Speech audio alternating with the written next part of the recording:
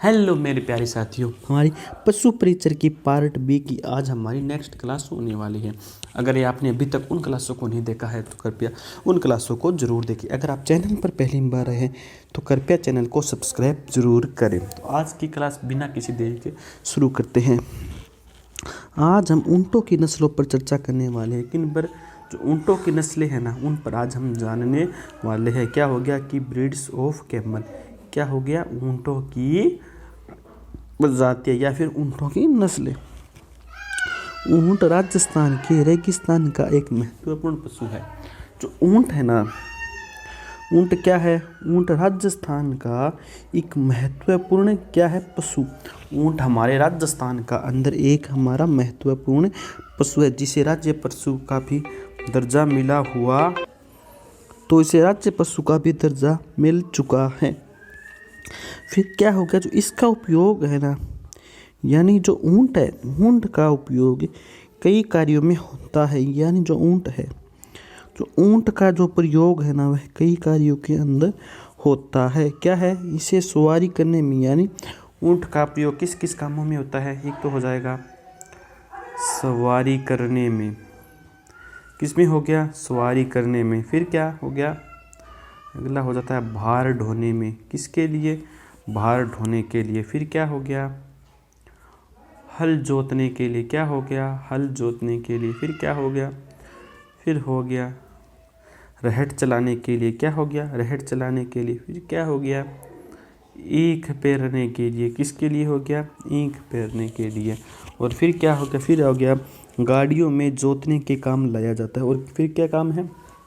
फिर जो गाड़ियाँ होती है ना, तो गाड़ियों के अंदर जो है यह जोड़ने के काम में लाया जाता है। यानी गाड़ियों में ये जोड़ने के काम लाया जाता है। तो यहाँ पर हमारे इम्पोर्टेंट फैक्ट क्या हो गए? जो ऊँट की नस्ल है ना, यानी जो हो गया ब्रीड्स ऑफ कैमल, ऊँट की प्रजातियाँ। तो ऊँट की प्रजातियों के अंदर क्या महत्वपूर्ण? सबसे पहले मैं बता दूँ कि जो राजस्थान है ना, तो राजस्थान के अंदर राज्य पशु का दर्जा ऊँट को प्राप्त हो चुका है। यानी साथ साथ ऊँट को भी राज्य पशु का दर्जा मिल चुका है। फिर है जो ऊँट है ना, ऊँट का राजस्थान के अंदर एक महत्वपूर्ण स्थान है। आपने बचपन से ही सुना होगा कि ऊँट को रेगिस्तान का जहाज कहते हैं। ऊँट को क्या कहा जाता है? तो ऊँट को, जो हमारा रेगिस्तान है ना, तो रेगिस्तान का जहाज कहा जाता है। तो ऊँट को क्या कहा जाता है? ऊँट को रेगिस्तान का जहाज कहा जाता है। अगर हम जो ऊँट है ना, तो इसका प्रयोग बहुत से कार्यों के लिए होता है। यानी जो ऊँट होता है ना, जो ऊँट का प्रयोग है ना, वह बहुत से कार्यों के लिए किया जाता है। क्या है ऊँट का प्रयोग? ऊँट का प्रयोग बहुत से कामों के लिए ऊँट का उपयोग किया जाता है। ऊँट राजस्थान के अंदर जो रेगिस्तान का है ना, वह एक महत्वपूर्ण पशु है। तो आपसे पूछ लिया जाए कि राजस्थान के रेगिस्तान का सबसे महत्वपूर्ण पशु कौन सा है, तो उसका आप क्या आंसर दोगे? तो उसका आंसर हो जाएगा ऊँट। यानी ऊँट राजस्थान का एक महत्वपूर्ण पशु है। फिर क्या है?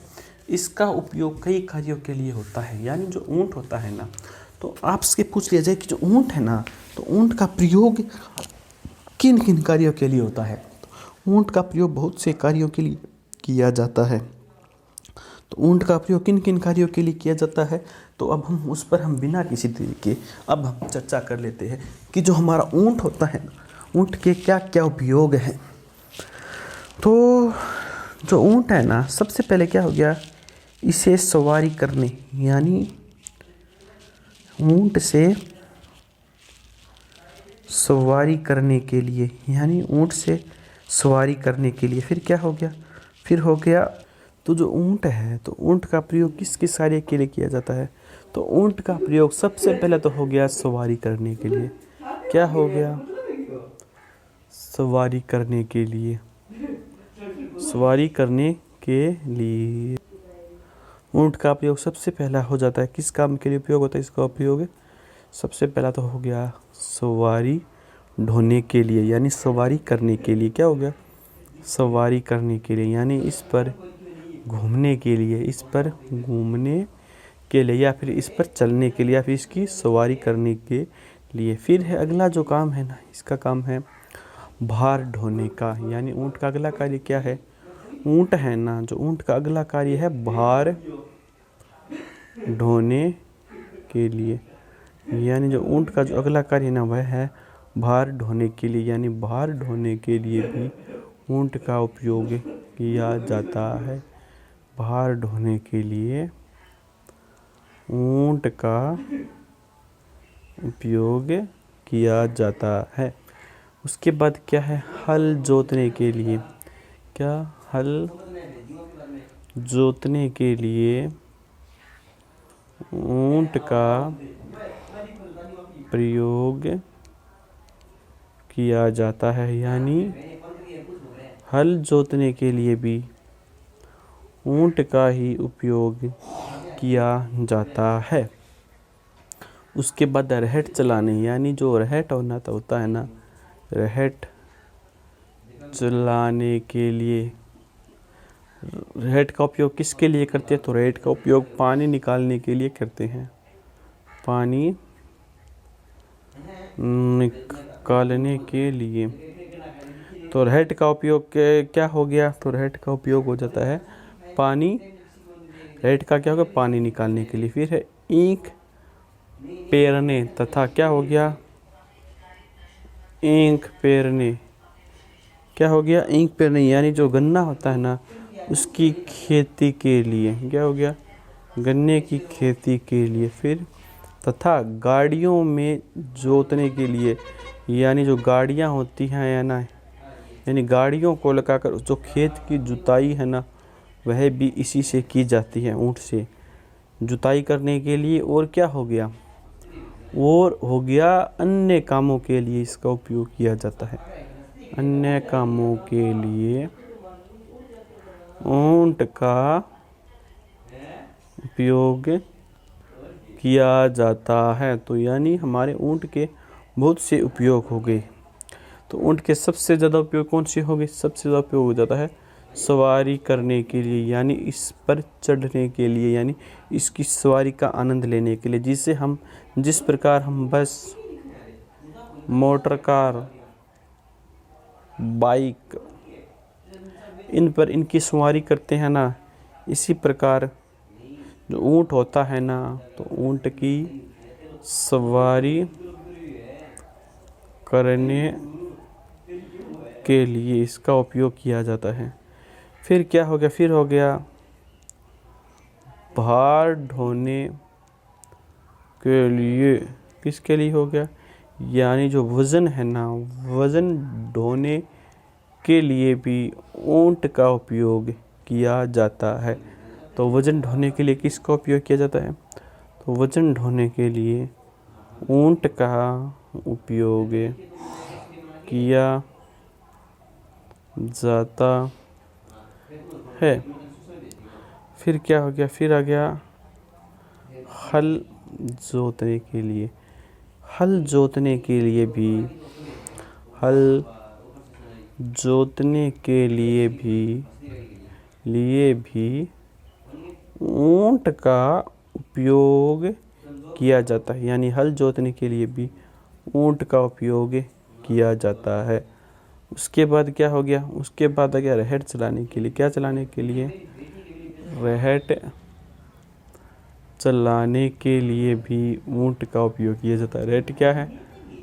पानी निकालने की क्रिया क्या कहलाती है? जो पानी निकालने की जो क्रिया है ना, वह रहट कहलाती है। क्या कहलाती है? रहट कहलाती है। पानी निकालने की क्रिया रहट कहलाती है। फिर क्या हो गया? फिर हो गया ईंख पेरने। क्या हो गया? ईंख पेरने के लिए। यानी ईंख पेरने के लिए भी, यानी ईंख पेरने के लिए भी ऊँट का उपयोग किया जाता है। फिर क्या है? फिर है गाड़ियों में जोतने के लिए, क्या गाड़ियों में जोतने के लिए भी ऊंट का उपयोग किया जाता है। तो जो ऊंट है ना, ऊंट के बहुत से कार्य हो गए जिन पर हमने चर्चा की है। अब हम थोड़ा सा आगे चलते हैं। आगे क्या हो गया? आगे हो गया कि सवारी करने, हल जोतने, रहट चलाने व गाड़ी व भार ढोने के लिए रेगिस्तानी क्षेत्रों में से सबसे ज़्यादा उपयुक्त पाया गया है। तो यानी क्या हो गया कि जो ऊंट है ना, तो ऊंट का जो सबसे ज़्यादा प्रयोग होता है सवारी करने के लिए। आज के समय में जो सबसे ज़्यादा उपयोग है ना, वह है सवारी करने के लिए। आजकल लगभग काम ट्रैक्टरों से होने लगे हैं, ताकि अब ऊँटों से इतना ज़्यादा काम नहीं करवाया जाता। जो ऊँटों का जो मुख्य कार्य है ना आज के समय, वह है सवारी करने के लिए, वो हल जोतने के लिए। अब भी कुछ एक ऐसे क्षेत्र भी हैं जहाँ पर अभी भी ऊँटों से खेती की जाती है, यानी ऊँटों से जो हल है ना वह जोता जाता है। लेकिन आज के समय में जो जुताई का कार्य है ना, वह ट्रैक्टरों के द्वारा ही होने लगा, जिससे कम समय लगता है। ट्रैक्टरों को काम करने में कम समय लगता है और जल्दी काम समाप्त हो जाता है। यानी इसमें भी आजकल इतनी ज़्यादा जरूरत ऊँटों की नहीं है। ऊँटों से अब इतना ज़्यादा हल का काम नहीं करवाया जाता है। यानी हल जोतने के लिए इनका जो काम है ना, वह बहुत ही थोड़ा हो गया है। यानी जो ऊँटों का जो कार्य है ना, वह हल जोतने के लिए तो थोड़ा हो गया है। यानी हल जोतने का इतना ज़्यादा काम इनके लिए अब नहीं बचा है।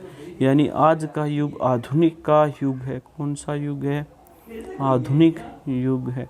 तो आधुनिक युग के अंदर जो लगभग कार्य है ना, वह मशीनों द्वारा ही संचालित करवाए जाते हैं। किसके द्वारा? मशीनों के द्वारा ही संचालित किए जाते हैं, जिससे बहुत कम समय के अंदर बहुत ज़्यादा काम हो जाता है, जो कि मनुष्य के बस की बात नहीं है। मनुष्य या फिर जो पशुओं है ना, तो पशुओं से यह कार्य इतना जल्दी समाप्त नहीं होता। जो ट्रैक्टर होता है ना, वह 1 घंटे के अंदर इतनी खेत की जुताई कर देता है जितने के ऊँट को 10 से 15 दिन लग जाते हैं। और साथ ही साथ इसके साथ एक श्रमिक भी चाहिए साथ में, यानी एक व्यक्ति भी साथ में चाहिए। लेकिन ट्रैक्टर तो है कि 1 घंटे के अंदर वह सारा काम निपटा कर नक्की कर देता है। इसीलिए जो ट्रैक्टर का उपयोग है ना, वह बढ़ चुका है। अब ऊँटों का जो मुख्य कार्य है ना, वह सवारी के लिए ही होता है। फिर है रहट चलाने के लिए। क्या हो गया? रहट चलाने हेतु जो इसका दूसरा उपयोग है, वह है रहट चलाने के लिए। फिर है गाड़ी में भार ढोने के लिए। यह भी कार्य बचा हुआ है। यानी जो ऊँट होता है ना, तो ऊँट पर एक गाड़ी जोड़ी जाती है। उस गाड़ी के अंदर वहाँ के जो लोग हैं ना, यानी घर के जो सदस्य वे गाड़ी पर बैठकर खेत की ओर जाते हैं और अपना सामान उसके अंदर रख कर लाते हैं। अगर आप गांव से बिलोंग करते हो तो आपने ऊँट गाड़ी ज़रूर देखी होगी। अगर आप गांव के हो तो आपने ऊँट गाड़ी अवश्य देखी होगी, जिस पर जो किसान आता है वह अपने खेत जाता है और साथ ही साथ खेत से जो भी उसके लिए आवश्यक चीज़ होती है, जैसे पशुओं के लिए चारा, जलाने के लिए ईंधन और भी कुछ बहुत सी ऐसी चीज़ें जो उसे दैनिक जीवन के लिए उपयोगी होती है, तो वह उसके अंदर लेकर आता है, जो कि हम उसके लिए उपयोगी होती है। तो उसका उपयोग भी वह गाड़ी के द्वारा करता है। उसके बाद हम थोड़ा सा आगे चलते हैं। आगे है जो गाड़ी ढोने के लिए रेगिस्तानी क्षेत्रों में से सबसे ज़्यादा उपयुक्त पाया गया है। यानी जो ऊँट है ना, तो यानी जो ऊँट है ना, तो इनका सबसे ज़्यादा उपयोग होगी सवारी के लिए, हल जोतने के लिए, रहट चलाने के लिए, वह गाड़ी का भार ढोने के लिए। और सबसे ज़्यादा जो रेगिस्तान के अंदर है ना, जिस पशु का सबसे ज़्यादा उपयोग किया जाता है ना, वह है ऊँट। इसके पीछे बहुत कारण है। सबसे पहला, इसके पैर होते हैं ना, तो इसके पैर होते हैं गद्दीदार इसके पैर होते हैं, जिससे यह रेत के अंदर आसानी से चल सकता है। क्या हो गया कि यह रेत में आसानी से चल सकता है और साथ ही साथ यह ज़्यादा गर्मी सहन कर सकता है। क्या यह ज़्यादा गर्मी गर्मी को नहीं, यानी यह जो ऊँट होता है ना, यह सबसे ज़्यादा गर्मी सहन कर सकता है। और इसके बाद जो सबसे बड़ी बात है कि यह जो है ना, यह इस पर पसीना बहुत कम आता है, यानी इसको पसीना क्या है, इसको पसीना बहुत कम आता है, जिसके कारण इसको जो पानी की ज़रूरत है ना वह कम होती है। तो रेगिस्तान के अंदर अगर पानी की कमी होती है, अगर आप ऊँट को लगातार जब यानी उसको पानी पिला दो ना, एक बार पूरा पानी पिला देने के बाद आप उससे वह 4 से 5 दिन आसानी से निकाल सकता है। यानी एक बार पानी पिलाने के बाद उसको 4 से 5 दिन आसानी से उसमें बिना पानी पिए रह सकता है। यानी इसकी जो पानी की जो रिक्वायरमेंट होती है ना ऊँट की, वो क्या होती है, कम होती है। यानी ऊँट के पानी की रिक्वायरमेंट कम होती है। उसके बाद क्या है, उसके बाद यह है कि इस पर आप सामान भी क्या है, इस पर आप सामान भी ढो सकते हैं। यानी ऊँट के ऊपर आप सामान ढो सकते हैं। अब हम आगे की ओर चलते हैं। पहाड़ी क्षेत्रों में भी इसे बाहर ढोने के लिए काम में लेते हैं। यानी जो पहाड़ी क्षेत्र है ना, तो पहाड़ी क्षेत्रों के अंदर जो ऊँट होते हैं ना, तो ऊँटों का उपयोग यहाँ पर किसके लिए किया जाता है, तो ऊँटों का उपयोग यहाँ पर जो भार होता है ना, तो भार ढोने के लिए यहाँ पर ऊँटों का उपयोग किया जाता है। कहाँ पर किया जाता है, जो होते हैं ना पहाड़ी क्षेत्र, कहाँ पर, पहाड़ी क्षेत्र, पहाड़ी क्षेत्रों के अंदर इसका उपयोग भार ढोने के लिए भी किया जाता है। फिर है एक ऊँट एक बैल जोड़ी के बराबर काम कर सकता है। यानी एक ऊँट है ना, वह एक जोड़ी बैल, यानी जोड़ी के अंदर 2 बैल आते हैं, उनके बराबर जितना कार्य ऊँट क्या है, अकेला कर सकता है। क्या कर सकता है, ऊँट अकेला कर सकता है उतना कार्य। उसके बाद क्या है, ऊँट के बालों से कम्बल बनाए जाते हैं।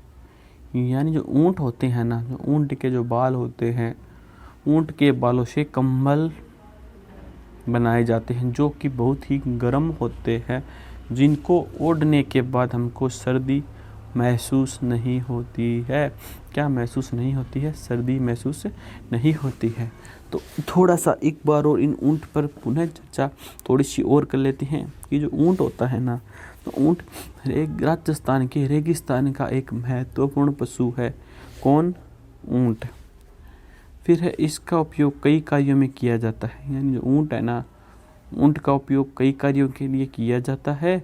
और इसे क्या होगा, इसे सवारी करने, भार ढोने, हल जोतने, रहट चलाने, ईंख पेरने तथा गाड़ियों में जोतने के काम लाया जाता है।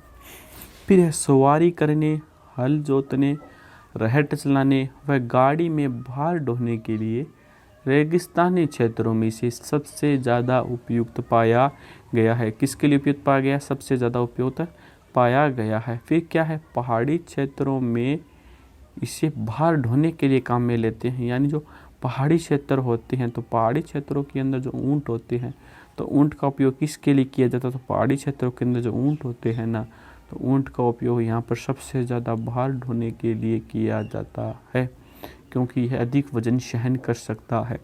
फिर है एक ऊँट एक बैल जोड़ी के बराबर काम कर सकता है। यानी एक ऊँट होता है ना, तो वह जो एक जोड़ी बैल है ना, तो उसके बराबर वह अकेला काम कर सकता है। और ऊँटों के जो बाल होते हैं ना, तो ऊँटों के बाल से कम्बल बनाए जाते हैं। तो ऊँटों के बाल से क्या बनाए जाते हैं, ऊँटों के बाल से कम्बल बनाए जाते हैं, जो कि आपके लिए इम्पोर्टेंट है। फिर हम आगे की ओर चलते हैं। आगे क्या है, आगे है कि इस पशु में अनेक विशेषताएं हैं।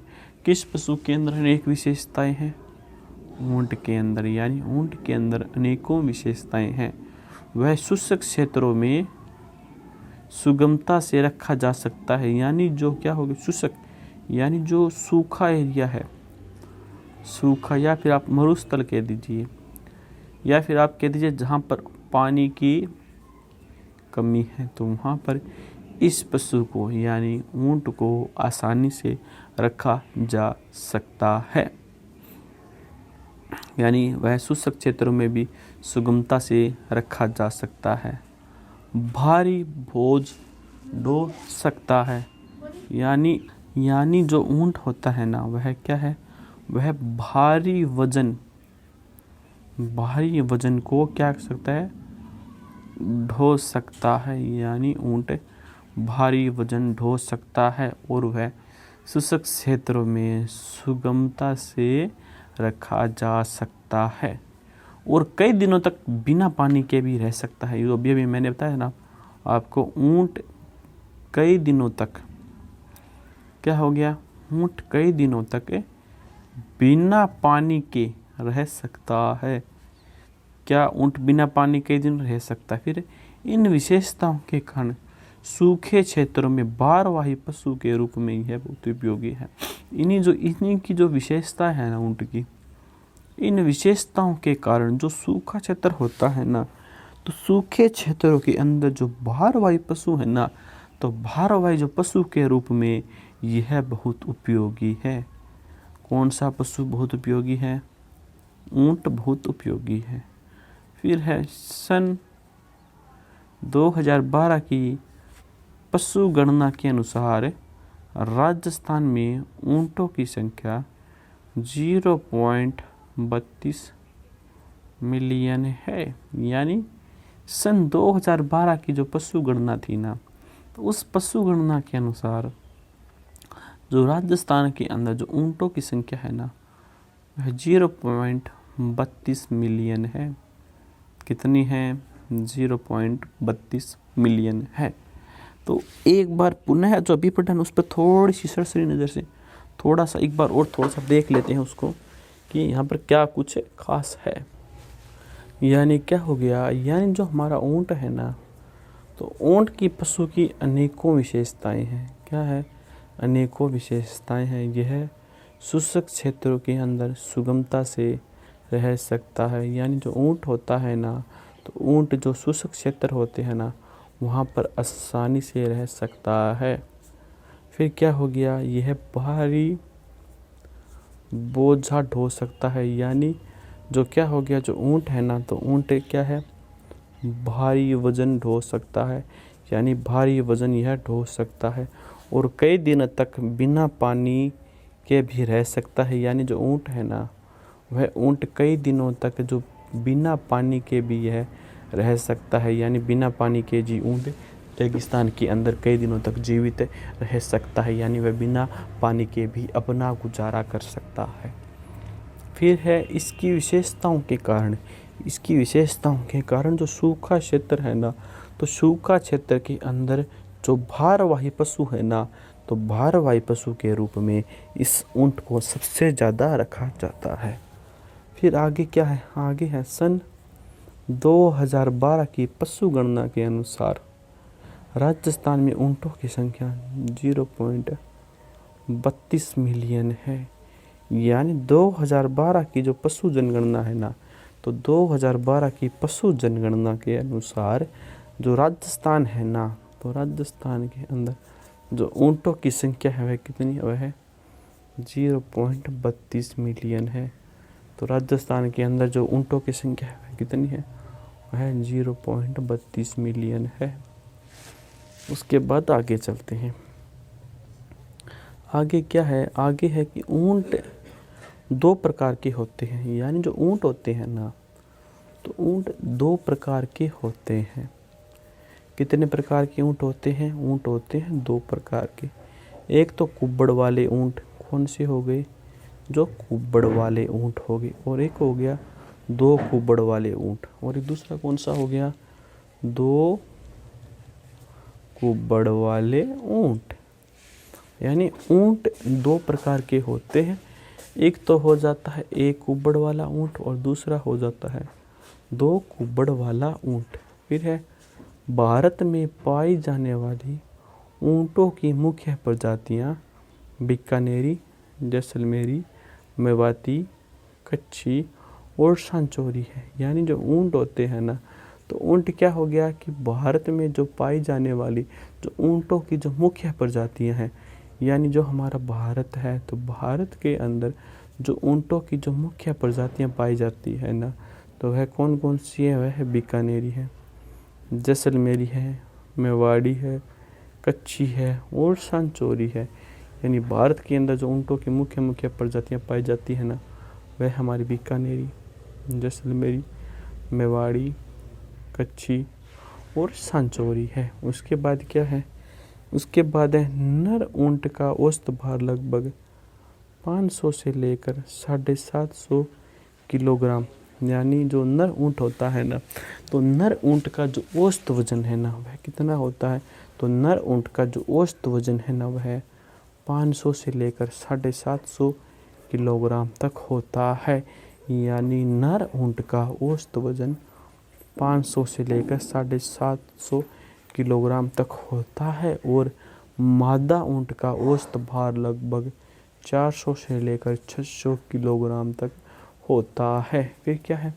जन्म के समय ऊँट के जो बच्चे का वजन है ना, वह 35 से लेकर 40 केजी तक होता है। यानी जन्म के समय जो ऊँट होता है, ऊँट का जो बच्चा होता है, तो उसका वज़न कितना होता है? तो उसका वज़न लगभग 35 से लेकर 40 किलो तक होता है। यानी ऊँट दो प्रकार के होते हैं, एक तो कुब्बड़ वाले ऊँट और दूसरा हो गया दो कुब्बड़ वाले ऊँट। जो भारत में जो पाई जाने वाली जो ऊँटों की मुख्य प्रजातियां हैं ना, वह सबसे ज़्यादा बीकानेरी है, फिर जैसलमेरी है, फिर मेवाड़ी है, फिर कच्छी है और फिर सांचौरी है। ये ऊँटों की प्रजातियां राजस्थान के अंदर है। फिर है नर ऊँट का औसत भार लगभग 500 से लेकर 750 किलोग्राम। यानी जो नर ऊँट होता है, तो नर ऊँट का जो औसत भार है ना, वह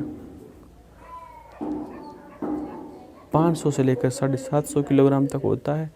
तथा जो मादा ऊँट होता है ना, तो मादा ऊँट का जो औसत वजन है वह 400 से लेकर 600 केजी तक होता है। जन्म के समय जो ऊँट होता है ना, ऊँट के जो बच्चा होता है ना ऊँटनी का, तो ऊँटनी के बच्चे का भार 35 से लेकर 40 किलोग्राम तक होता है।